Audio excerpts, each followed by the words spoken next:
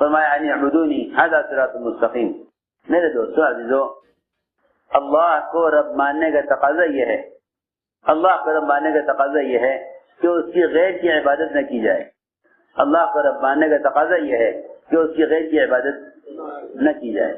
تو جس طرح لوگوں نے معاملات کو عبادات سے الگ کیا، معاشرے کو عبادت سے الگ کیا، اور اس میں مسلمان خود مختار ہو گیا کہ ہاں نماز پڑھو، روزہ رکھو، حج اور زکوٰۃ ادا کر دو، پھر تم آزاد ہو بھی زندگی میں. حالانکہ یہ فرائض تو اسلام میں داخلے کی شرائط تھی کہ آپ مسلمان ہو ہی نہیں سکتے جب تک آپ فرائض پر عمل نہ کریں.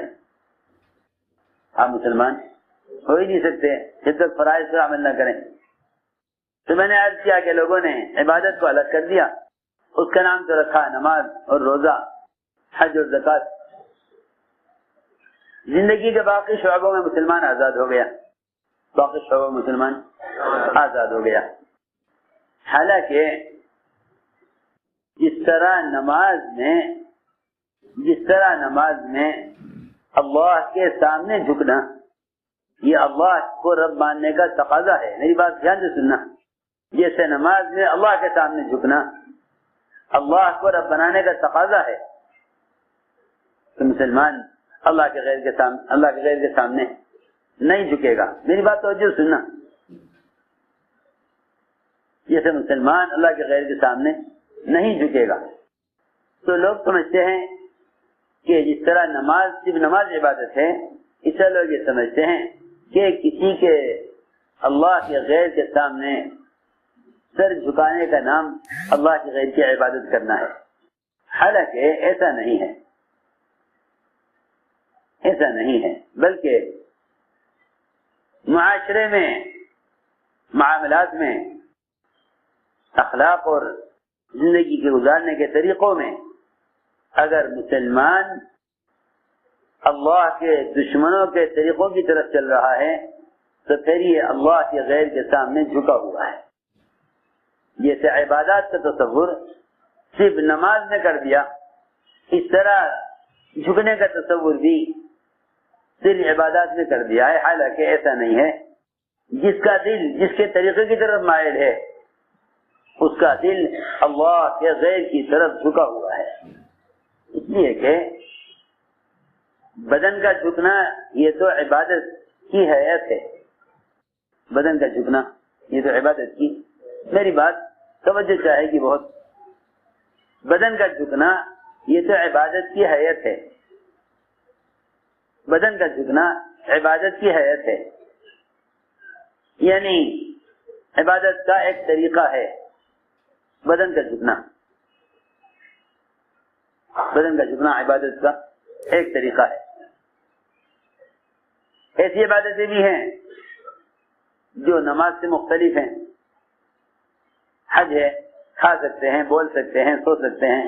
نماز ایسا طریقہ ہے، عمل ہے کہ جس میں نہ کھا سکتے ہیں، نہ بول سکتے ہیں، نہ چل سکتے ہیں. روزہ ایک عبادت ہے، آپ سو بھی سکتے ہیں، چل بھی سکتے ہیں، کھا نہیں سکتے. میں نے عرض کیا کہ سر کا جھکانا یہ تو عبادت کی ادائیگی کا ایک عملی طریقہ ہے، ورنہ سب سے بنیادی بات یہ ہے کہ سب سے پہلے دیکھا جائے گا کہ دل کا جھکاؤ کس طرف ہے. دل کا جھکاؤ کس طرف ہے؟ دل کا جھکاؤ کس طرف ہے؟ اس لیے کہ توجیہ یعنی رخ کا درست کرنا، توجیہ یعنی رخ کا درست کرنا صرف بیت اللہ کی طرف چہرہ کر لینا نہیں ہے. یہ تو جسم کے رخ کا صحیح ہونا ہے. دل کے رخ کا صحیح ہونا یہ نہیں ہے. دل کے رخ کا صحیح ہونا یہ ہے کہ تم زندگی کے تمام شعبوں میں اپنے دل کا رخ اللہ کی طرف رکھو. لیس البر ان تولوا وجوہکم قبل المشرق والمغرب. نیکی یہی نہیں ہے کہ تمہارا چہرہ مشرق کی طرف ہے یا مغرب کی طرف ہے. ولكن البر من آمن باللہ. اس سے قرآن کی آیت سے معلوم ہوتا ہے کہ سوال سب سے پہلے دل کے رخ کا ہے کہ تمہارے دل کا رخ کن سے طریقوں کی طرف مائل ہے. تمہارے دل کا رخ کن طریقوں کی طرف مائل ہے. میں عرض کروں گا کہ لوگ یہ سمجھتے ہیں کہ اللہ کے غیر کی طرف سے مسلمان جھکے گا نہیں. حالانکہ غیروں کا معاشرہ غیروں کی طرف جھکنا ہے. غیروں کے طریقے کے معاملات اللہ کے غیر کی طرف جھکنا ہے. اس لیے کہ معاملات کا ایک حکم، عبادت کا ایک حکم. اب نماز میں اللہ کے سامنے جھکے اور معاملات میں غیروں کے سامنے جھکے. معاملات میں غیروں کے سامنے جھکے اور عبادت میں نماز میں اللہ کے سامنے جھکے. عبادت کا تقاضا یہ ہے کہ تم اللہ کے غیر کے سامنے نہ جھکو. میں عرض کرتا ہوں رب کو رب بنانے کا مطلب ہی یہی ہے. رب کو رب بنانے کا مطلب ہی یہی ہے. رب کو رب بنانے کا مطلب یہی ہے کہ تم اللہ کے حکم کے خلاف، اللہ کے حکم کے خلاف اللہ کے غیر کی اطاعت مت کرو. اس لیے کہ جس نے اللہ کے حکم کے خلاف اللہ کے غیر کی بات مانی اس نے اللہ کے غیر کو اپنا رب بنا لیا. ارے سنو تو صحیح میں کیا کہہ رہا. ہاں یہ کسی عجیب بات ہے. مسلمان کہتا ہے رب تو اللہ ہی ہے، رب تو اللہ ہی ہے. باقی رہا دنیا میں آج کس کی مان کر چل رہے ہیں یہ ایک الگ چیز ہے. یہ کیسے ہو سکتا ہے؟ یہ کیسے ہو سکتا ہے کہ رب تو اللہ ہی ہے، باقی آپ کس کی مان کر چل رہے ہیں یہ ایک الگ مسئلہ ہے. نہیں، دیکھو صحیح روایت ہے، صحیح حدیث ہے. عدی بن حاتم جب اسلام میں داخل ہوئے، پہلے نصرانی تھے، نصرانی سے اسلام میں آئے. نصرانی سے اسلام میں آئے تو انہوں نے حضور اکرم صلی اللہ علیہ وسلم سے عجیب سوال کیا.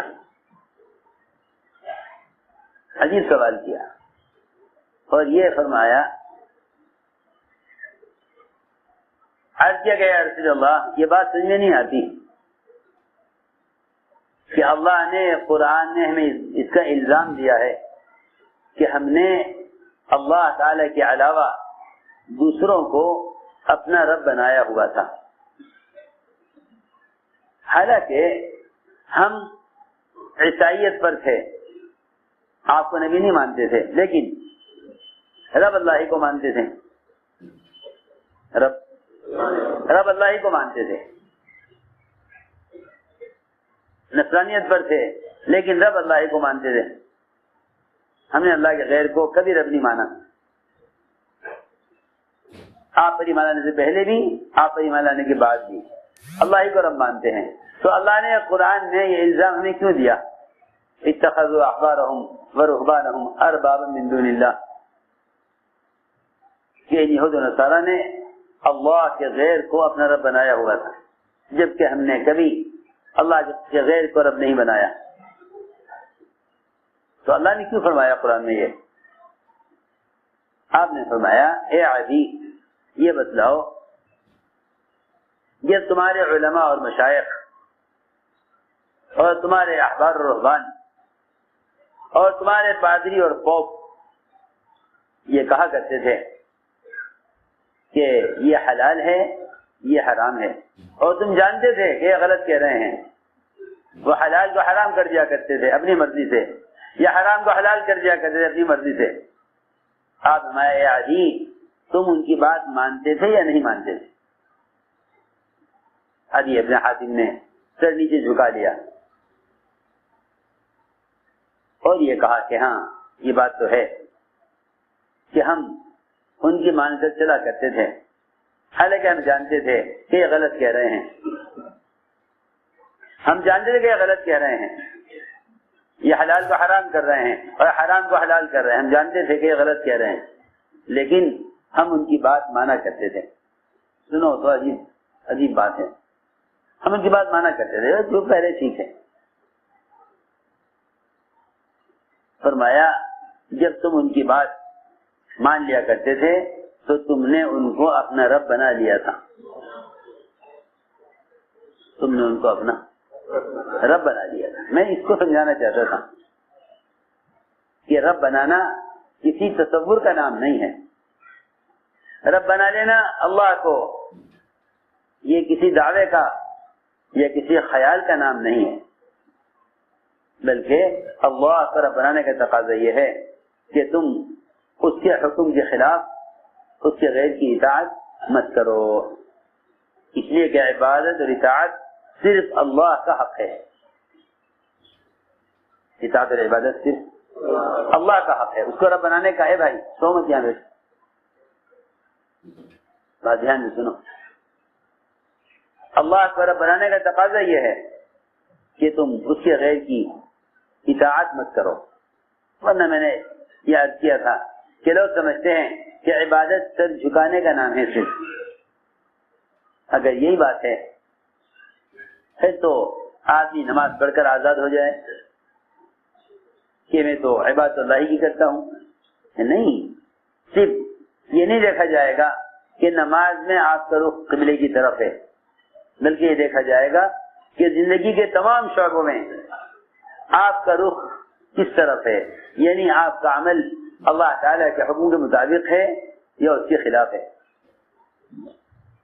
تو ہم نے ایک بات عرض کی ہے کہ ایمان کے بغیر اعمال پر استقامت نہیں ہوتی، جب ایمان نہیں رہا کرتا تو پھر مسلمان حکم پر چلتا ہے حالات کے اعتبار سے، حکم پر چلتا ہے حالات کے اعتبار سے، حکم پر چلتا ہے حالات کے اعتبار سے، کیونکہ کہ بھائی حالات دیکھو کیسے ہیں، حالات دیکھو کیسے ہیں، اسی لیے اللہ تعالیٰ نے قرآن میں منافقین کا جو حال بیان کیا ہے، کیونکہ اس کے پاس ایمان نہیں ہے، ایمان کے پاس نہیں ہے، تو اللہ نے منافقین کا جو حال بیان کیا ہے اس میں ہر جگہ یہ بیان کیا کہ منافقین حالات دیکھ کر چلتے تھے، منافقین حالات دیکھ کر چلتے تھے، کیونکہ نفاق کی جتنی بھی علامتیں ہیں وہ منافقین کے تعارف کے لیے نہیں ہیں، منافقین اس قابل نہیں ہیں کہ ان کا تعارف کرایا جائے قرآن میں۔ نفاق کی جتنی علامتیں قرآن میں بیان کی گئی ہیں وہ ایمان والوں کو ڈرانے کے لیے اور نفاق سے بچانے کے لیے بیان کی گئی ہیں۔ نفاق کی علامتیں کس کے لیے؟ منافق کے لیے نہیں، نفاق کی علامتیں ایمان والوں کے لیے بیان کی گئی ہیں ساری۔ احادیث میں بھی فرمایا لا تکونوا مثل فلاں، فلاں کی طرح مت ہو جانا، فلاں کی طرح مت ہو جانا، اس سے منافق کی طرف اشارہ کیا گیا کہ تم ایسا نہ کرنا جیسے یہ کر رہے ہیں۔ تو نفاق کی علامتیں مومن کو ڈرانے کے لیے ہیں، نہ کہ منافقین کا تعارف کرانے کے لیے، نہ کہ منافقین کا تعارف کرانے کے لیے۔ صرف سارے صحابہ میں ایک حذیفہ تھے جن کو منافقین کی فہرست معلوم تھی، اگر منافقین کا تعارف کراتے تو سارے صحابہ جانتے منافقین کون کون ہیں۔ عمر جیسے وہ بھی نہیں جانتے تھے کہ کون کون منافق ہیں، وہ حذیفہ رضی اللہ عنہ سے یہ کہتے تھے حذیفہ تمہیں جو نام منافقین کے حضور اکرم صلی اللہ علیہ وسلم بتا رکھے ہیں میں کسی کا نام تم سے معلوم کرنا نہیں چاہتا، میں کسی کا نام تم سے معلوم کرنا نہیں چاہتا، میں صرف یہ چاہتا ہوں کہ یہ بتا دو کہ منافقین کی فہرست میں عمر کا نام ہے یا نہیں۔ نہیں پوچھا تم سے کہ منافقین کون کون ہیں؟ میں اس لیے بتا دو کہ منافقین کی فہرست میں عمر کا نام ہے یا نہیں، بس اتنا معلوم کرنا چاہتا ہوں۔ میں نے عرض کیا کہ جتنی بھی علامات نفاق ہیں قرآن میں، وہ مسلمانوں کو ڈرانے کے لیے اور نفاق سے بچانے کے لیے ہیں۔ تو اللہ نے قرآن میں منافقین کا حال بیان کیا، فرمایا وَمِنَ النَّاسِ مَن يَعْبُدُ اللَّهَ عَلَى حَرْفٍ، کہ ایسے بھی لوگ ہیں جو کفر اور اسلام کے بارڈر پر چلتے ہیں۔ میں آپ کو بتانا چاہتا ہوں یہ بارڈر کیا ہے، یہ بارڈر کیا ہے۔ اس زمانے کے جاہل قسم کے مسلمانوں نے اسلام میں ایک نیا راستہ نکالا ہے۔ آپ جانتے ہوں گے لمبے لمبے روڈ، ہائی وے ہوتے ہیں سفر کے لیے، اور کچھ راستے ایسے ہوتے ہیں چھوٹے اور تنگ کہ آپ اگر اس گاؤں کو نکل جائیں تو یہ بائی پاس، اور یہ ادھر سے آپ آ جائیں تو راستہ مختصر ہو جائے گا، اگر آپ اس راستے کو نکل جائیں تو شارٹ ہو جائے گا۔ سمجھ آ رہی بات؟ ایسا ہی ہوتا ہے نا۔ یہی معاملہ مسلمان نے کیا ہے اسلام کے ساتھ کہ ایک راستہ اور تلاش کرو کوئی اس سیدھے راستے کے علاوہ، کیونکہ اس میں کچھ دقت بھی ہے، بھیڑ بھڑکا بہت ہے، گاڑیوں کا رش زیادہ ہے،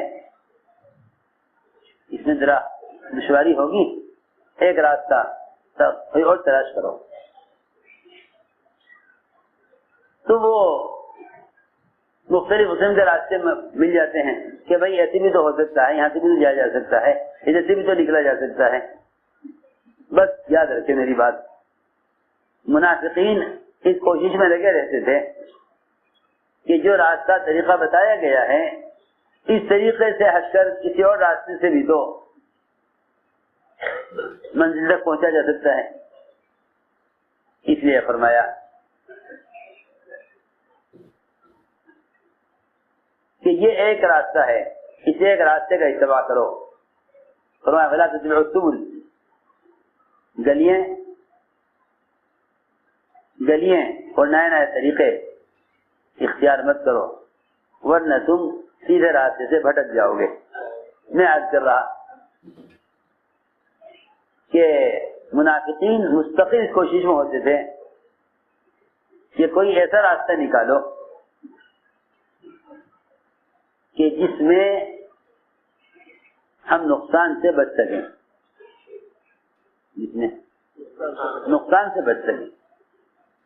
اللہ نے خوب بیان کیا قرآن میں وَمِنَ النَّاسِ مَن يَعْبُدُ اللَّهَ عَلَى حَرْفٍ، کہ ایسے بھی لوگ ہیں جو کفر اسلام کے بارڈر پر چلتے ہیں،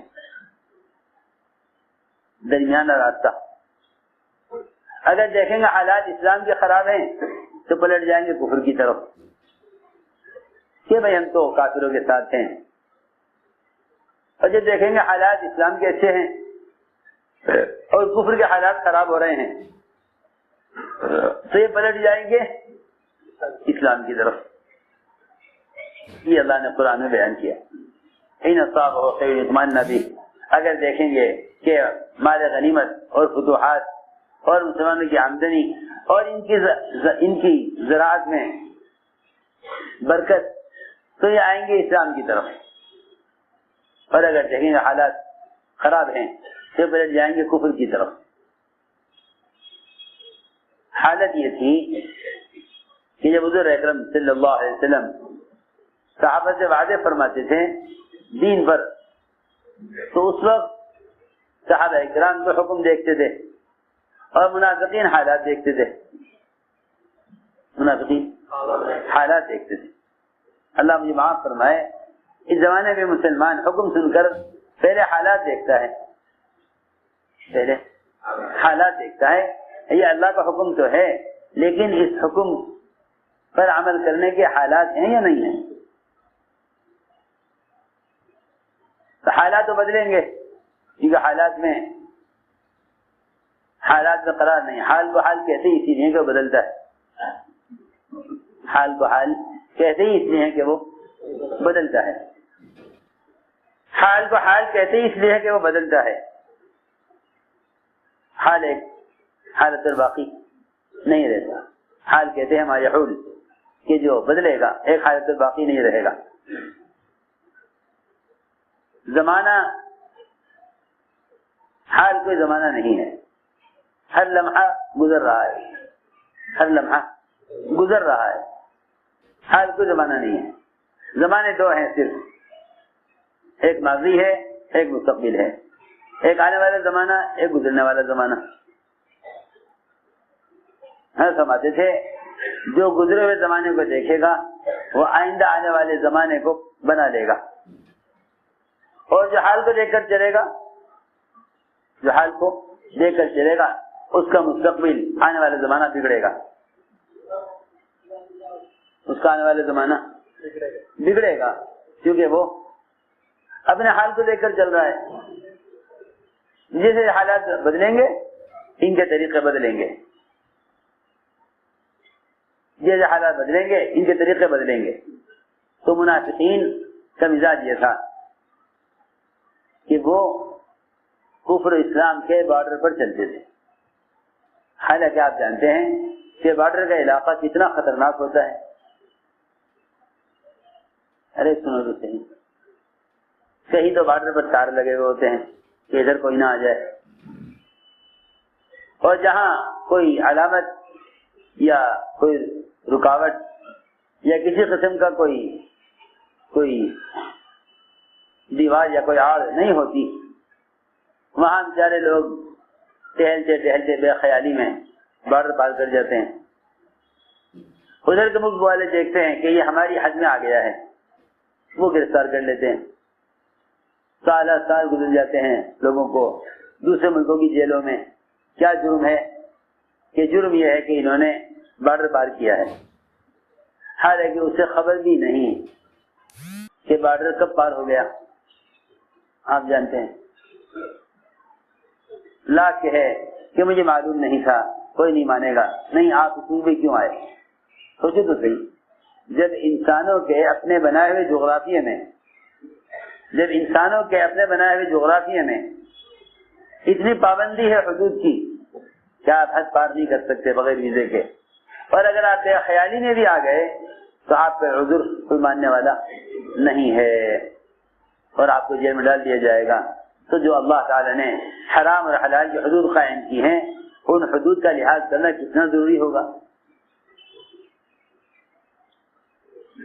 ان حدود کا لحاظ کرنا کتنا اہم اور ضروری ہوگا. سوچنے کی بات ہے، سوچنے کی بات ہے. ان حدود کا لحاظ کرنا کتنا لازم ضروری ہوگا. جب انسانوں کے بنائے ہوئے جغرافیے میں آپ کی کوئی بات سنے گا نہیں، آپ لا کے ہیں کہ بھائی میں تو نہیں، مجھے معلوم نہیں تھا کہ یہ حج دوسرے ملک کی ہے. فرمایا حدیث میں جس طرح تمہاری مخصوص چراگاہیں ہوتی ہیں اور تمہاری چراگاہ میں کوئی داخل نہیں ہو سکتا، اسی طرح اللہ نے کی بھی مخصوص چراگاہیں ہیں. صحیح حدیث ہے. الا ان حرم اللہ محارمہ، کہ اللہ کی چراگاہیں اللہ تعالی کی حرام کی ہوئی چیزیں ہیں اور حدود ہیں. تو میں نے عرض کیا کہ سب سے بنیادی پہلی بات کہ ایمان کے بغیر اعمال پر استقامت نہیں ہے، کیونکہ جو حالات کو دیکھ کر چلیں گے انہیں استقامت دین پر نہیں ہوگی، انہیں دین پر استقامت نہیں ہوگی. اور یہ بات رب کے ذہن میں رہے کہ اللہ تعالیٰ کی طرف سے کمال دین پر کامیابی کا وعدہ ہے، ناقص دین پر نہیں. وعدہ کمال دین پر ہے، ناقص دین پر نہیں. ایک بات. دوسری بات یہ ہے کہ ایمان کے بغیر اعمال پر جتنے وعدے ہیں یہ پورے نہیں ہوں گے، نہ دنیا میں نہ آخرت میں۔ وعدے دو جگہ کیے ہیں، وعدے دو جگہ کیے ہیں۔ دنیا جتنی چھوٹی ہے، دنیا میں وعدے اس چھوٹی دنیا کے اعتبار سے ہیں مسلمانوں سے، اور آخرت جتنی بڑی ہے اس میں سارے وعدے بڑے آخرت کے اعتبار سے ہیں۔ تو میں نے عرض کیا کہ ایمان کے بغیر وعدے پورے نہیں ہوتے۔ دوسرا کام یہ ہے کہ وعدے ان کے لیے پورے ہوں گے جو ان وعدوں کا یقین کریں گے، وعدوں کا یقین کریں گے۔ اللہ وعدے ان کے لیے پورے کریں گے جو ان وعدوں کا یقین کریں، اللہ وعدے ان کے لیے پورے کریں گے جو وعدوں کا یقین کریں۔ حضور اکرم صلی اللہ علیہ وسلم کے مجلس میں منافقین بھی ہوتے تھے، ایمان والے بھی ہوتے تھے۔ سننے والوں کی دو قسمیں ہوتی تھی، سننے والوں کی دو قسمیں ہوتی تھی، ایک سنتے تھے شک کے ساتھ، ایک سنتے تھے یقین کے ساتھ، اور ایک سنتے تھے انکار کے ساتھ۔ تین قسم کے لوگ تھے، کفار، منافقین اور مومنین۔ ایمان والے سنتے تھے یقین کے ساتھ، اور منافقین سنتے تھے شک کے ساتھ۔ اللہ مجھے معاف فرمائے، ان ہماری مجلسوں میں بھی مسلمان ایمان والے بیٹھ کر ہی سوچتے ہیں کہ یہ ہیں تو صحیح قصے صحابہ کے، نبیوں کے، لیکن اس زمانے میں ایسا ہونے والا نہیں ہے، کیونکہ نہ تو حکومت اسلامی کہ یہ سب کچھ ہو جائے، اور نہ مسلمان کے پاس ایسی قوت، سلطنت یا ایسے اسباب یا ہتھیار کہ جس سے ایسا ہو جائے۔ سنو تو صحیح، اللہ تعالی ایمان والوں کو منافقین سے چھانٹنے کے لیے اور منافقین کو ایمان والوں سے الگ کرنے کے لیے اللہ نے جب بھی وعدے کیے تھے نبی سے، وہ وعدے برے حالات میں کیے، وعدے برے حالات میں کیے۔ ارے سنو، وعدے برے حالات میں کیے، کیونکہ اگر اچھے حالات میں وعدے کیے جائیں تو پھر تو منافقین بھی یہ کہیں گے کہ ہاں حالات ایسے نظر آ رہے ہیں کہ جو کہہ رہے ہیں ہو جائے گا، جو کہہ رہے ہیں ہو جائے گا، حالات بتا رہے ہیں کہ ہاں ایسا ہو سکتا ہے۔ ارے سنو، سونے والوں سنو، حالات بتا رہے ہیں کہ ایسا ہو سکتا ہے۔ اس لیے اللہ تعالیٰ نے جب بھی اپنے نبی سے وعدے کیے، وہ وعدے برے حالات میں کیے، وعدے برے حالات میں کیے، جب بھی وعدے کیے وعدے برے حالات میں کیے۔ سنو غور سے، اسی لیے حدیبیہ میں منافقین نہیں گئے، حدیبیہ میں منافقین نہیں گئے، حدیبیہ منافقین نہیں گئے۔ انہیں اندازہ تھا کہ انہیں شاید طواف سے روک دیا جائے اور یہ مکے میں داخل نہ ہو سکیں، تو منافقین نہیں گئے کہ نہیں بھائی حالات ٹھیک نہیں ہیں، فلاں علاقے میں جماعت جاوے، وہاں جماعت کے استقبال نہیں ہوگا، اور وہاں کے حالات ٹھیک نہیں ہیں، کیا فائدہ نکلنے سے، ذرا حالات ٹھیک ہو جائیں پھر نکلیں گے، انہیں جانے دو، دیکھو کیا ہوتا ہے۔ اس لیے کئی کے دل میں شک ہوتا ہے، وہ پہلے نتیجہ چاہتے ہیں، اس کے بعد قدم اٹھانا چاہتے ہیں۔ جی ہاں، منافقین کا مزاج چاہیے کہ ان کو آگے بڑھنے دو، دیکھو کیا حالات بنتے ہیں۔ اونٹ کس کروٹ بیٹھتا ہے، اونٹ ان کا کس کروٹ بیٹھتا ہے، اگر حالات ٹھیک ہوئے تو ہم بھی شامل ہو جائیں گے پیچھے سے، اور اگر حالات خراب ہوئے تو ہم تو پہلے ہی پیچھے ہیں۔ ہاں، ہم تو پہلے ہی بچاؤ کیے ہوئے ہیں اپنا۔ میدان میں اترتے تھے ایمان والوں کے ساتھ، مال غنیمت کی حرص میں اور لالچ میں، مال کی محبت میں، لیکن پیچھے رہتے تھے۔ یہ ہمیشہ کا دستور ہے کہ اس کے دل میں مال کی محبت ہوگی وہ دین کے تقاضے میں پیچھے رہے گا.